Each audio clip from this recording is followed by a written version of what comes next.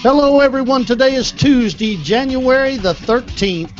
I'm Bruce Turner on the Florida Space Coast, Melbourne, Florida.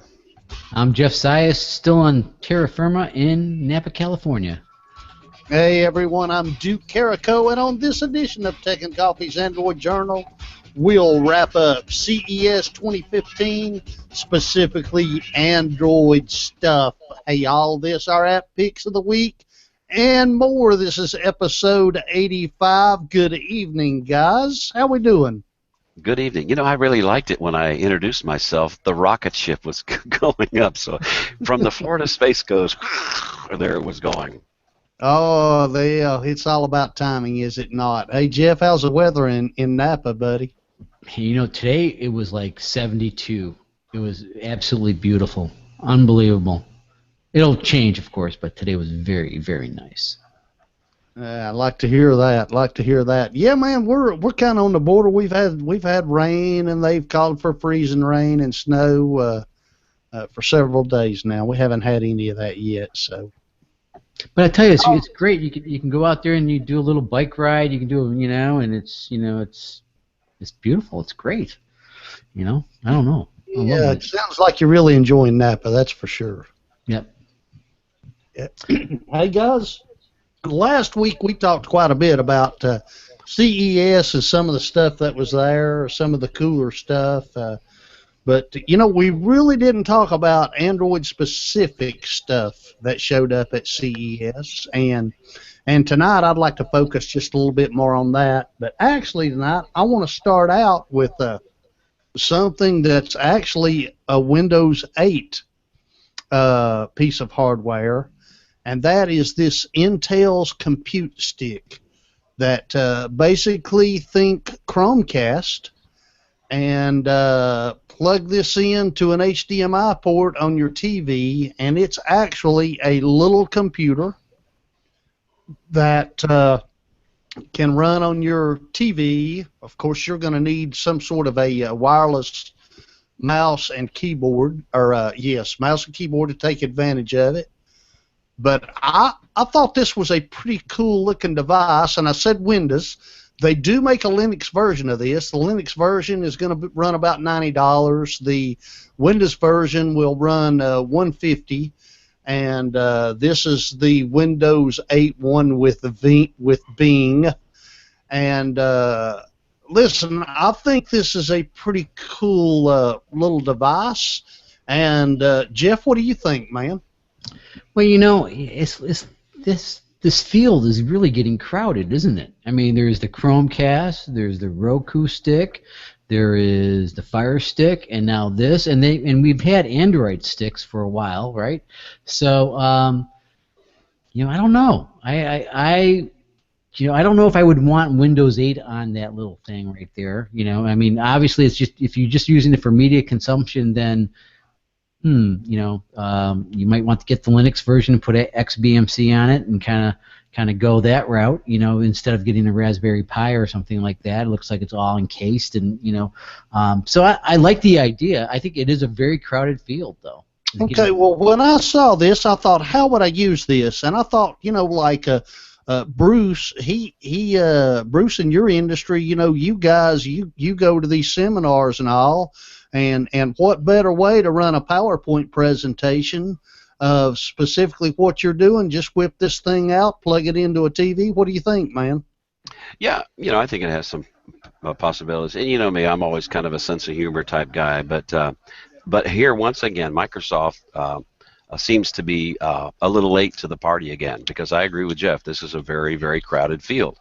And so I was thinking, instead of compute stick, I was thinking compute shtick, because this is shtick, so I mean, all power to them for getting this out, and I think that it could be good for maybe people who travel. They go to their motel room and stick this thing in their TV and connect to the Wi-Fi in the motel room. It might provide some opportunity. Certainly wouldn't be anything that I can see a personal use for me, but I can imagine that there might be some people who would be interested in having this as an option. So more power to them for doing it, but again, they're late to the game.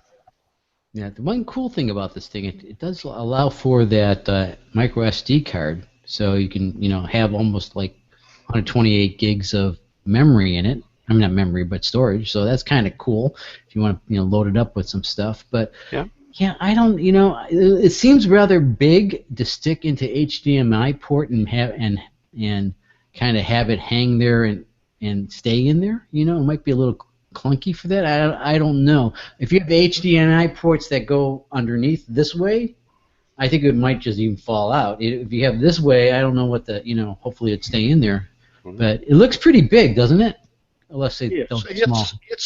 it's actually next to a Chromecast. It's I don't want to say half as big, but I'll say a good third anyway is big. Plus, let's not forget, it is going to require that you plug this in. It's got a USB connector on the back of it, and you're going to have to power it. So you're just going to have that added weight of the cord, Jeff. Good point. And the other thing is, I guess, you would have to have some kind of way of controlling it, right? An app or something or a remote desktop, or I mean, what happens when it doesn't boot up? You have no idea. Do you plug a USB keyboard and mouse into it? Yes, yeah, it's going to require a Bluetooth mouse and keyboard. Bluetooth is built into the device. Yeah, and it is Bluetooth 4.0, but I can't help but remember, this is almost like deja vu. Remember when 10 years ago, they came out with these little boxes where you could do the internet on your TV, and they never really took off. I'm not sure how this will take off either, but anyway, we'll see. Yeah. Well, like I say, these pocket PCs are becoming more and more common, and a lot of Android sticks, so forth, that you can buy out there now. Been out there for a while, so hey, I think it's pretty cool. Would you buy one for $149? I wouldn't, but I'll tell you what's the truth. For someone for that business guy who might need a computer but doesn't necessarily need to be on his computer, I think this is a great solution. It's going to you're going to be able to put it in a carry-on very easy with a small keyboard and mouse, and for a business traveler when he gets to his motel, I can see this as being a popular thing. Yeah, here's where I'm going to disagree with you, because I'm going to make this a little longer discussion than it probably needs to be. But let's talk to Brother Bruce. What's easier to carry, an HDMI cable that goes from your Chromebook to the TV, right, or another device with again a Bluetooth keyboard and mouse? I think, geez, probably. Or to carry just a simple Chromecast in your bag where your Chromebook is, and you just cast away, All right. Hey guys, moving on. We've got Google announced last week that they would no longer support the Google TV platform, and then of course they have unveiled the Nexus platform. But Razer Forge TV is a little Android gaming box that this company hopes you want to put in your living room. The thing's going to hit Q1 2015 for a $100 price point. I tell you what, man, these things are a dime a dozen. They run Android. There's been several startups that have tried this. Bruce, what do you think, man? I'm not that impressed. Of course, I'm not a gamer anyway, but I can play some games now on my Amazon Fire Stick, and even though I don't do it a lot. I do have some games installed so that when the grandkids come over, I can do it. But how many of these devices can you have? I mean, we're trying to decide. Okay, is it going to be the Roku? Is it going to be the Chromecast? Is it going to be the Fire Stick? So to me, it just this is another one of those markets that's pretty crowded and everything. I have all three. I have the Roku, I have the Chromecast, and I have the Fire TV Stick. And deciding which one to use sometimes is kind of confusing. Yeah, I know it is to my wife. Yeah, I would, again, this is something you buy and then eventually you don't use. I mean, and if you have kids, they want an Xbox, they want a PlayStation 4, they want to play, whatever the game is that they want, like, Ghost Warrior or Call of Duty 16, whatever it's going to be. So I don't. It's kind of like, for maybe 3 times the money, or you get an Xbox or something, and it'll last longer. You play more games and whatever. If you're a gamer, I'm not a gamer again, but I mean, yeah, I don't think it's gonna. It's not. Doesn't work for me. Yeah, like I say, it's it's an idea that has been thought of before, and they couldn't get it off the ground, and I don't think it's going to happen this time. Hey guys, I think we talked about this just a little bit last week, but I think this is pretty cool. Just real quick, Google has announced that they're going to have Cast for Audio. They brought on some partners, and we're going to be able to pull up some music from our device, be able to cast it to speakers in various locations. Like I say, I think this is something that's missing from Chromecast now. Of course, it's not going to be added to Chromecast because these speakers, you're going to have special speakers to be able to do this. With that said, I do think this is a great idea. Do you guys not agree with me?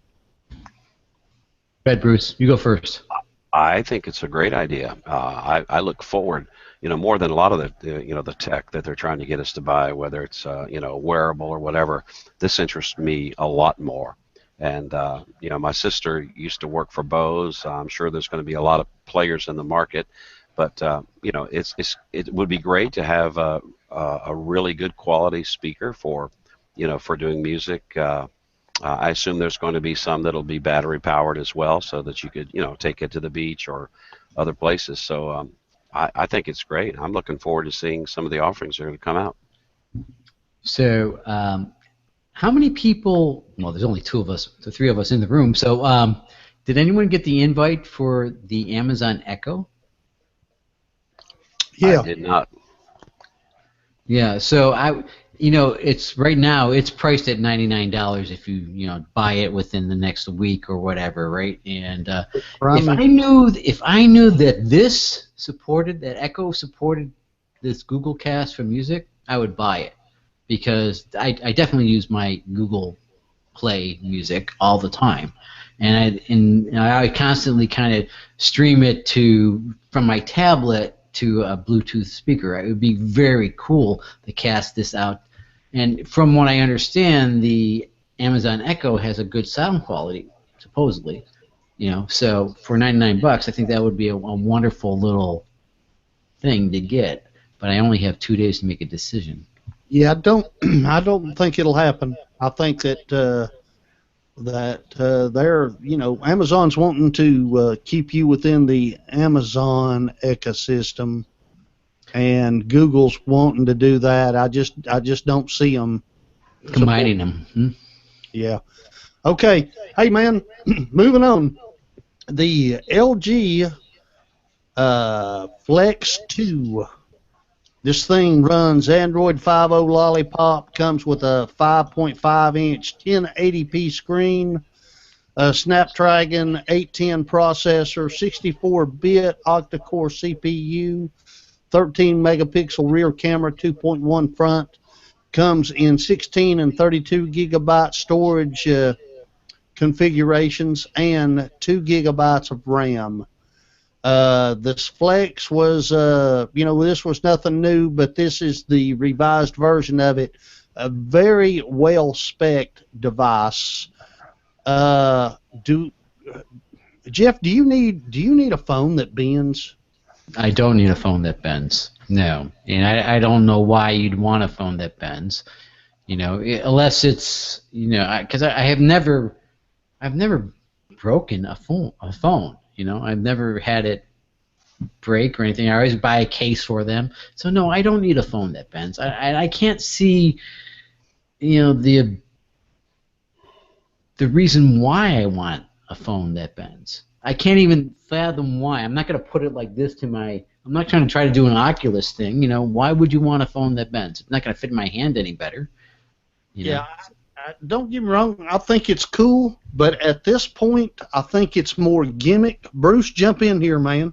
Yeah, and just to be clear, it doesn't bend. It's bent.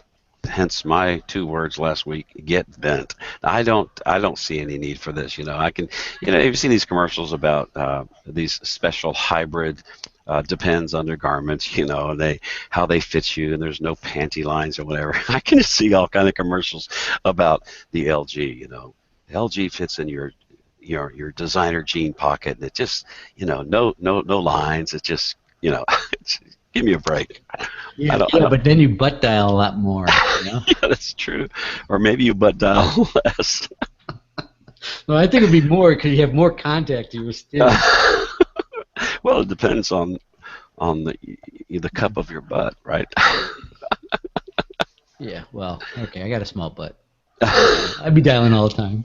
If it's like my dad, my mom used to say about my dad when he'd wear a pair of jeans, he says, "Man, it looked like a nest of squirrels moved out of the back of that."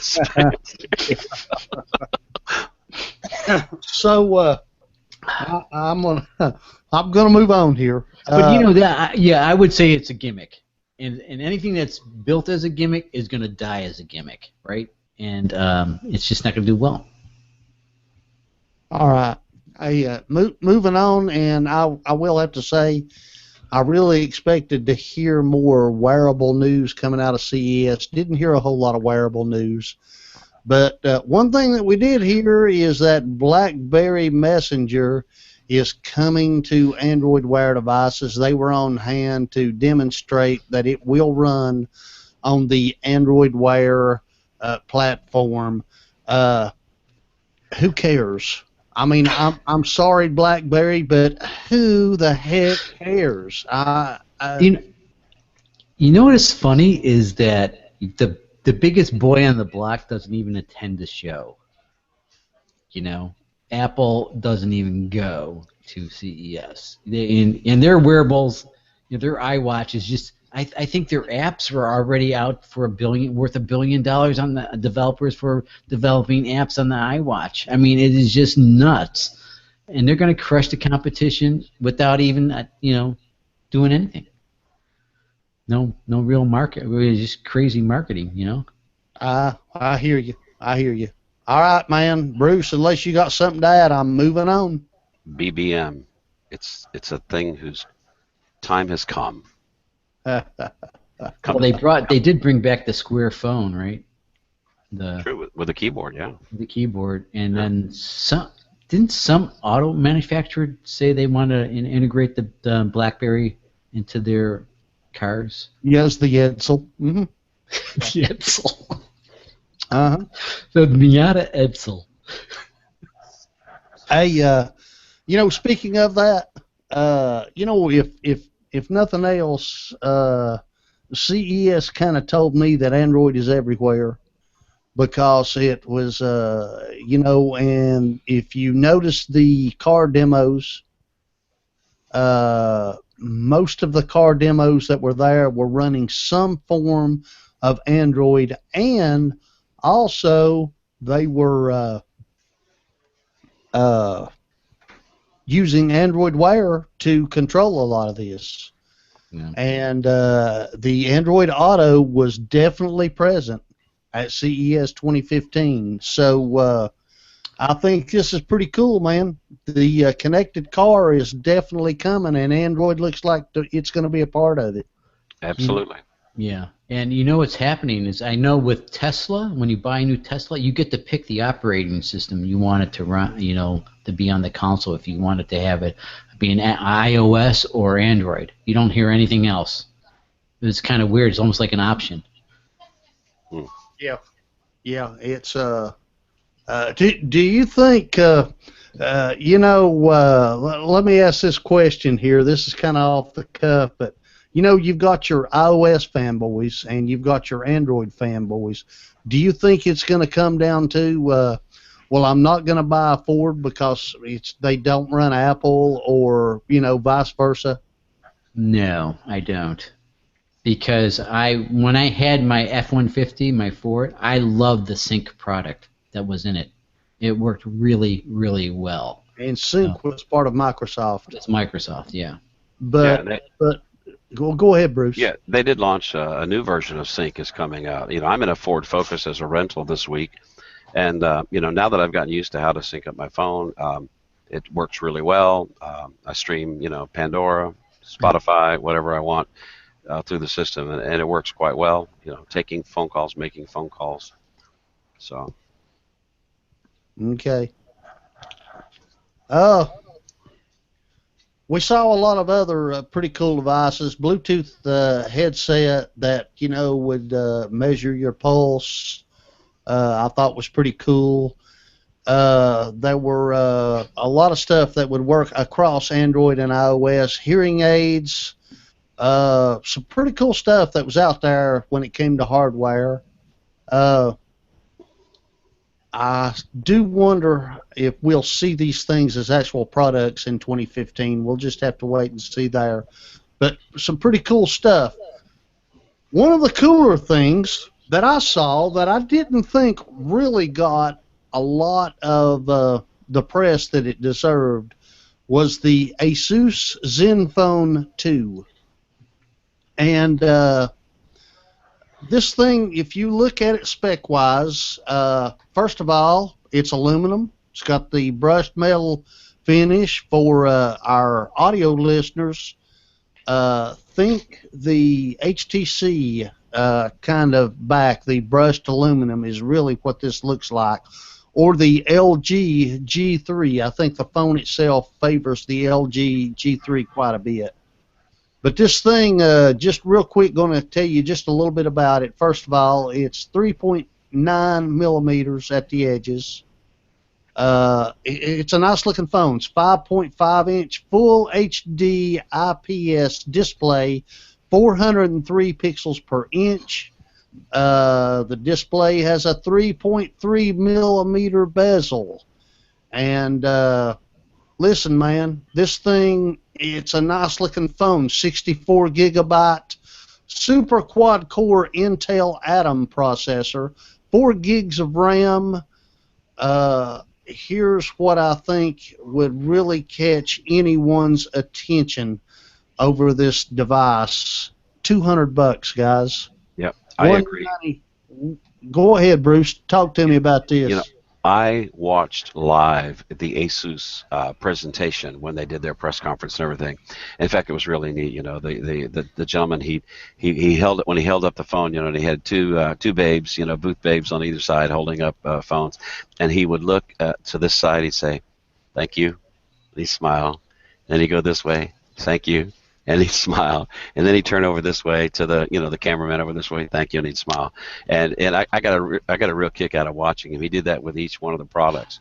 But I was really impressed with this phone. And the other thing that impresses me about this phone is some of the innovations they do with the camera and the camera software and the lenses. This is a gorgeous, gorgeous phone. I mean, it's the 5.5-inch that would put me back into the Note range. But yeah, this is a really nice looking phone. And they're really touting that there's like 0 shutter speed time. You just press it and boom. So I think again, it just shows you that you can build a high quality phone for a low price. It doesn't have to be this $500, $450 price point. It can be a $200 price point and be a mid-range quality phone with all the features you want. Yeah, and I was really impressed with their presentation also on their Android tablet, the Qi.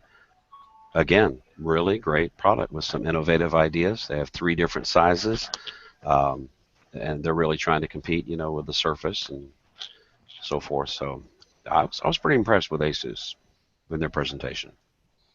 This brushed aluminum comes in several colors: black, red, silver, and gold. And I'm telling you guys, this is a very attractive looking phone for just a fantastic price point. I mean, you're talking about buying your your Samsung Galaxy Note 4 with a 2-year contract and $300 versus this phone, which is basically the same size, for $200 out of contract. I mean, think about that. And it has a 300 milliamp battery, so Yeah. It's probably going to last. It's going to do without too much fanfare, without a lot of unless you're playing a lot of games on it or something. It should last a good time, all day definitely. Absolutely. Okay. Hey, man, I'm moving on. This is another announcement that came kind of away from CES, but during CES, and I think this is pretty cool. First of all, 3X Google engineers have created the perfect Microsoft Surface clone. I mean, guys, take a Surface 3 tablet and put Android on it. This thing, it allows for, it's got some custom software on it. It's going to allow you to split screens. It's just a gorgeous device. If you like the looks of the Surface Pro tablets, you're going to love the looks of this one because, I mean, man, it's nearly identical. And but basically what these guys are claiming is that current Android tablets suck at getting work done. And this is the tablet to get work done on Android.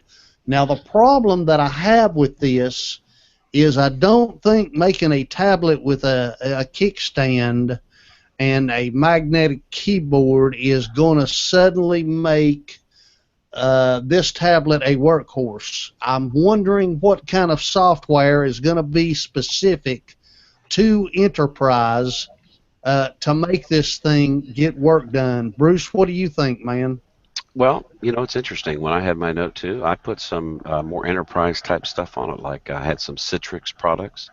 I could log into Citrix and run, actually, if I wanted to, Windows apps over my Note 2. So I think it's a possibility. I was in a meeting earlier today and noticed one of the guys in our company had a Microsoft Surface Pro. First of all, I thought, oh, maybe I could get a Surface Pro from my IT department and they replaced my laptop. But I did a lot of things, and I think being able to have the split screen option like you can do on the Note could be a really helpful thing. This is supposed to be released. They don't say. They just say it's going to be sometime this year. So I don't know when it will be. But I like the last phrase in the article. But we have a feeling Microsoft might have something to say about it.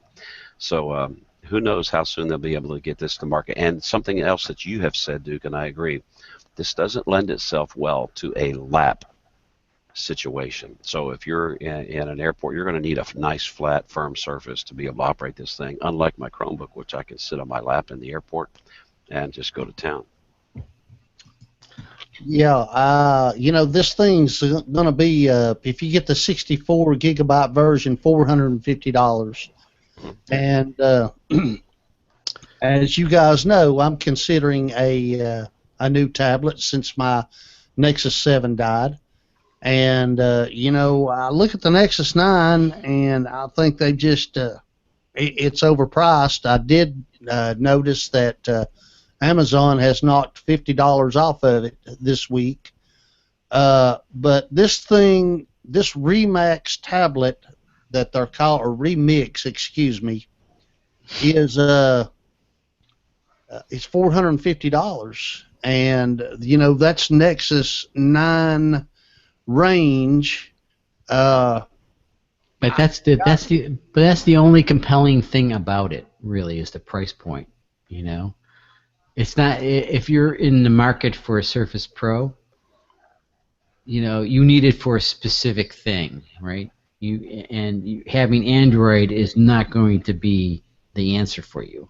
It's because you want to run some Microsoft products on it in such a way that you need it. And any Android device is not going to be. It's a different ball of wax. Bruce, do you think this is going to have a mass appeal, or do you think this is going to be very niche? I think it's going to be very niche, personally. I mean, unless somebody wants to have a tablet and then have the ability to use it to do other things, perhaps. But I'm not a tablet person. That's why I love the Chromebook. Yeah. And then you get back to what's the difference of just getting a Nexus 10 or whatever and just getting putting a Bluetooth keyboard on it and a case. What's the difference between that and this? Well, if you take the Nexus 9, if you take that approach with the Nexus 9, it's about $120 more than this. Well, that again, you're just back to the price point. If you already had an existing, and that's you don't. Is this going to come with the keyboard, or is that an added price? No, the keyboard comes with it at that price. But and like I say, you do have the ability to split the screen with this right out of the box. It's some of what they're calling the Remix OS. So you will have that ability. But anyway, listen, man, I thought that was pretty interesting. Pretty interesting product.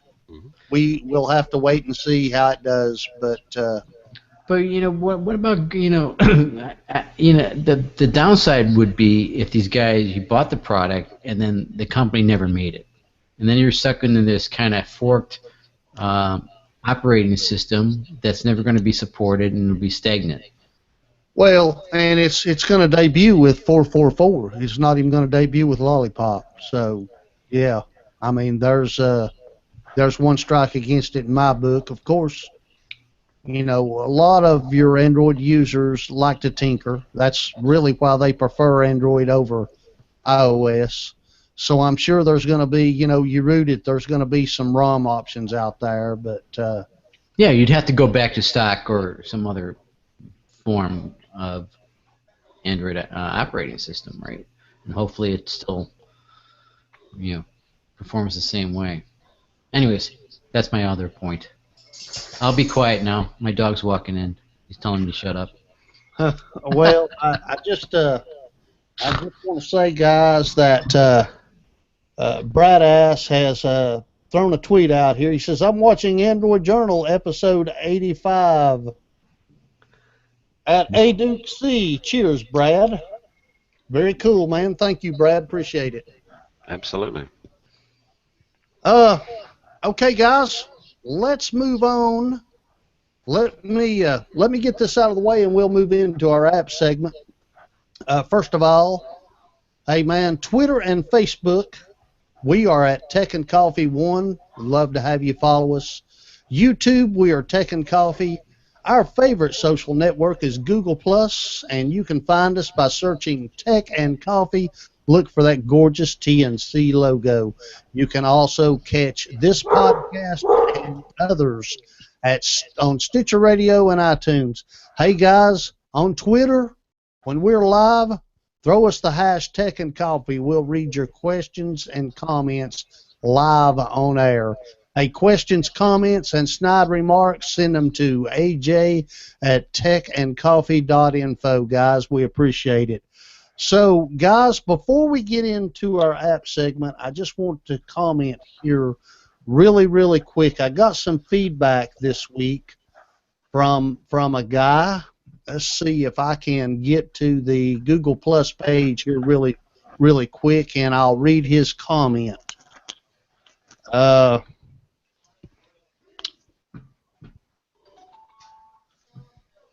Frank John says, please list the apps presented in the Hangouts complete with Play Store links. Thank you. Avid listener. Hey, Frank John, appreciate it. And we have started doing that tonight. Bruce, I will get him to add his app. But Jeff and I have put ours both on the YouTube page and on the events page within Google+. So you should have access to those links now. Appreciate the feedback, man. That was solid feedback and a great idea. Thank you very much. Hey, Bruce, what app you got for us, man? All right. So most people may or may not know that for 35 years I was a pastor, church planter. And so one of the things as a pastor I always enjoyed was having conversations with people about the gospel, the good news, talking about Christ, not talking about churches or denominations, but talking about the gospel and who Jesus is. And I appreciate Jeff. I shared something on YouTube, and I appreciate your comments about it and encouragement on the matter. I was asked to put a little video presentation together for one of the employees here who had a dear friend who's having some struggles with pancreatic cancer, and wanted to be able to, to share something in a low-key way. So I put that up there. I made it public and had no idea that I would get some of the feedback that I've gotten. But anyway, and I'm flying on a plane. I'm sitting next to people. I'm always wondering, when there's this divine appointment, and I don't go around hog-collaring people and that sort of thing, or pushing religion. Religion is actually comes from a Latin word, religeo. It means to bind back. Religions are man's attempt to try to reach God, but the gospel is God's attempt to reach us. And so my app is actually called G7. G7, and it's rated 4.5 stars. It's put out by a group called Train to Proclaim. And what's really nice about this is there's two different ways that you can use G7. One of them is a video way, so that you could hand your smartphone, open the app, and actually play it. And it's 7 minutes. That's why they call it G7, the gospel in 7 minutes. And so there's a video function, but then there's also another option called interactive, where they go through different pages and they can respond and interact with the app itself. So anyway, so not for everybody, obviously, but I think it's great to have an opportunity, and it's well done, it's well made. I think it's it's not hard nosed or anything else like that. You can contend without being contentious, somebody said. So I think it works pretty good. So my app of the week is G7, Gospel in 7. Very good, Bruce. Very good. Appreciate that. Jeff, what do you got for us, big dog?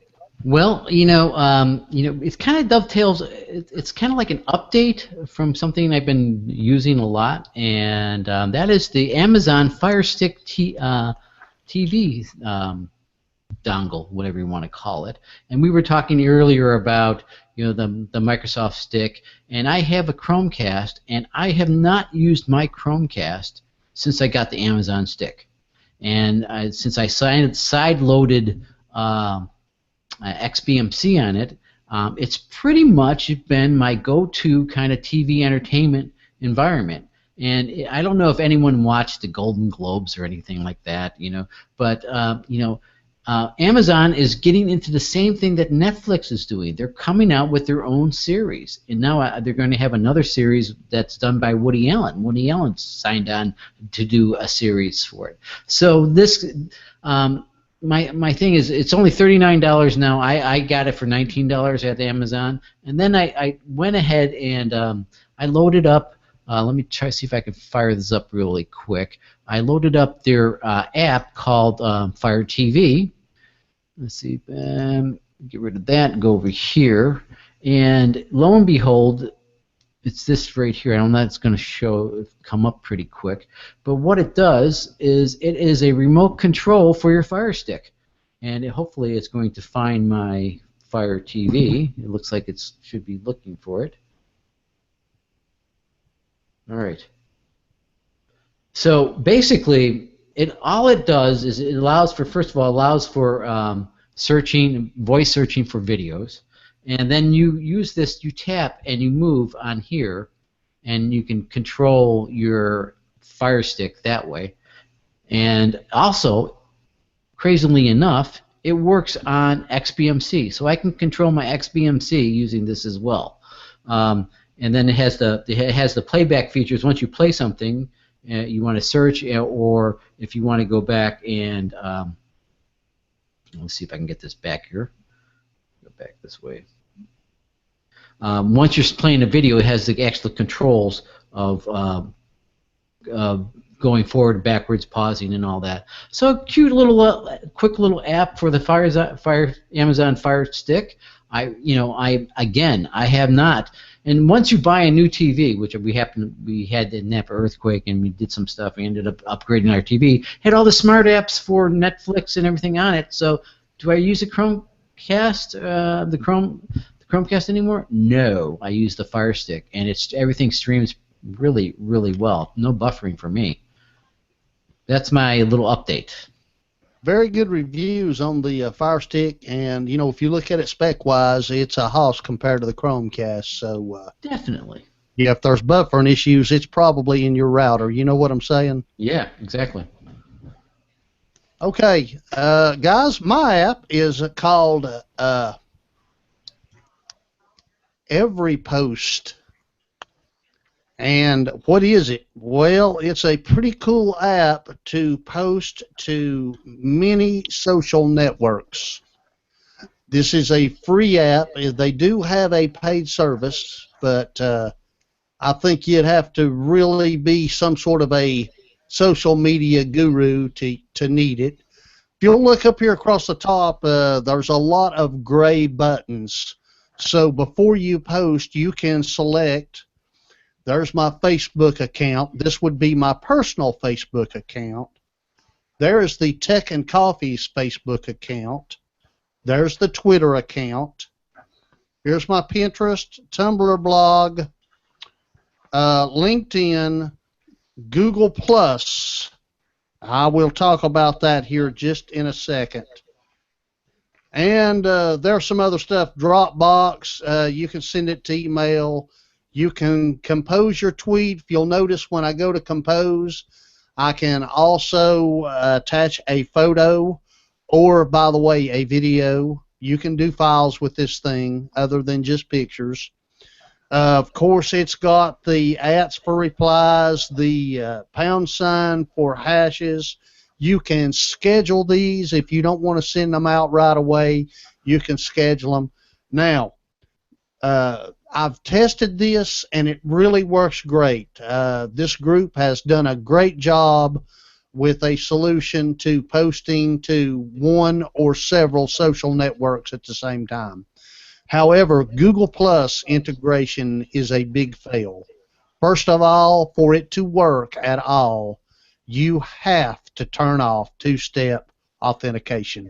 It will not work if you have two-step authentication in place.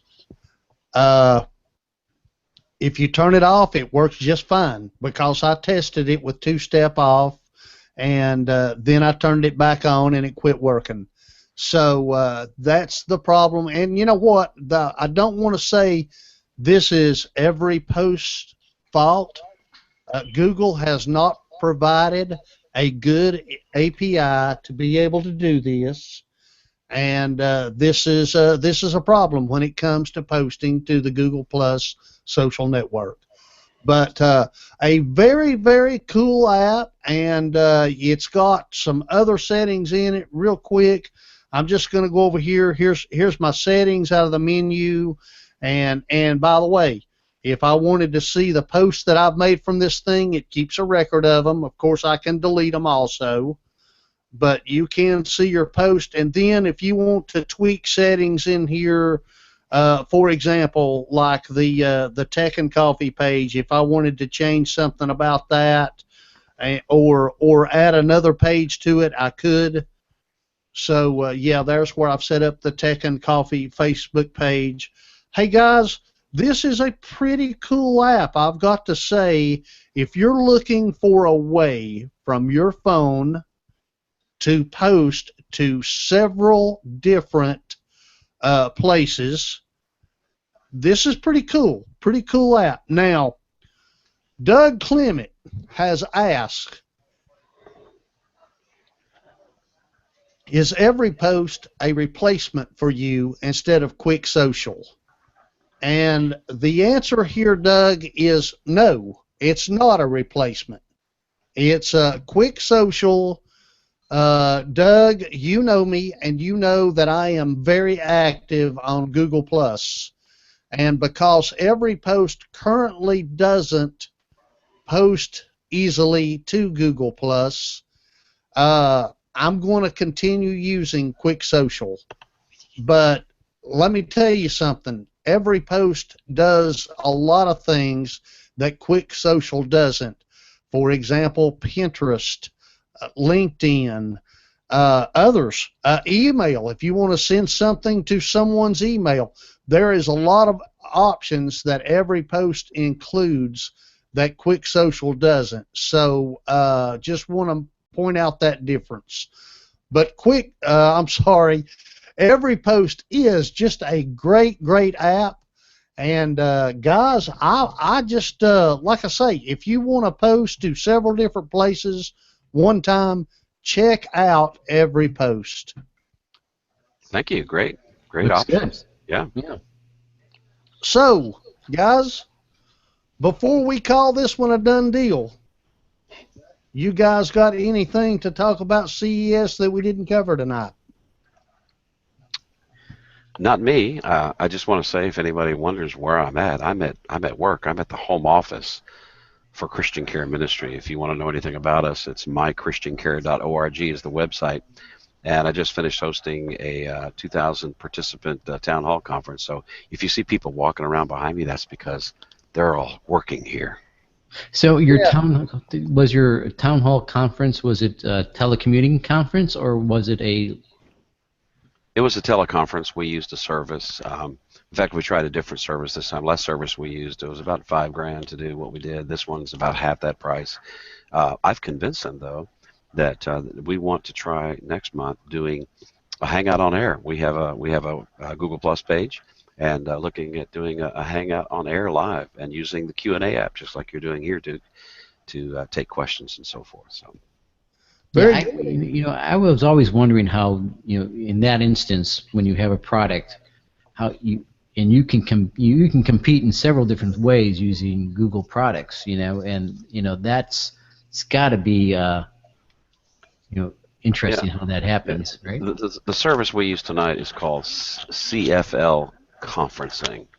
CFL Conferencing, and they have a speaker line, they have a listener-only line, a participant line. They have a really nice dashboard. You can see people coming and going. And we didn't do an Q&A in this particular one, but it was not a bad service. But I think it would be more engaging to have video. It's a lot of greater conversation, Jeff, when I can see you there in Napa, right? Yeah, when you see me shake my head yes to what you're agreeing to, what you're saying, yeah, of course. That's right. Yeah. But and go ahead, Duke. I'm sorry. Well, I was just going to say, Jeff, do you have anything you want to plug?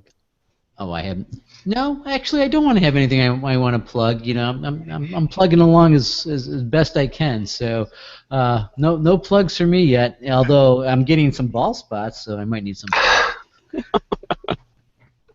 LifeInNapa.com. LifeInNapa.com. Yeah. I always, in the back of my mind, if I had a business, I would really, really look at ways to streamline using Google products all the time. Absolutely. Because they're not rock solid, but they are, price performance. I don't think there's anything out there that even matches it. So. I mean, gosh, you can do so much more, right? Well, I saw an article this week about a former Microsoft executive who left Microsoft and did a new startup, and he was trying to decide. They tried Office 365 for a month, and they tried Google Apps for a month, and they decided to go with Google Apps for Business for their new startup. And this is from a former Microsoft exec. Yeah, exactly. Yeah. Yeah. Like I say, and that's guys. I think that's why I like Android. I prefer Android over iOS. Is Google services just seem to be friendlier on the Android platform. If you're using Microsoft, I'm not sure that I could recommend Android to you. Exactly. And I also heard that Google Glass is having a big comeback.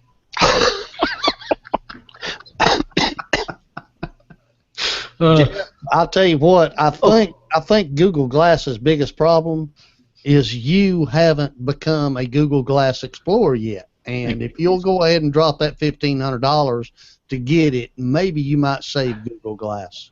Well, I could, but I have to have my self-driving car first, so I could, tool around town going, okay, Glass, make a left turn, so make it all incorporated. Maybe that's the secret, Jeff. The car won't work without Google Glass. What do you think? I love it.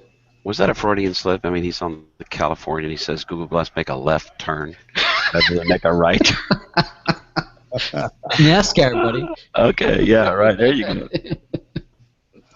Hey guys, really, really quick. Hey man, follow us on Twitter and Facebook at Tech and Coffee One.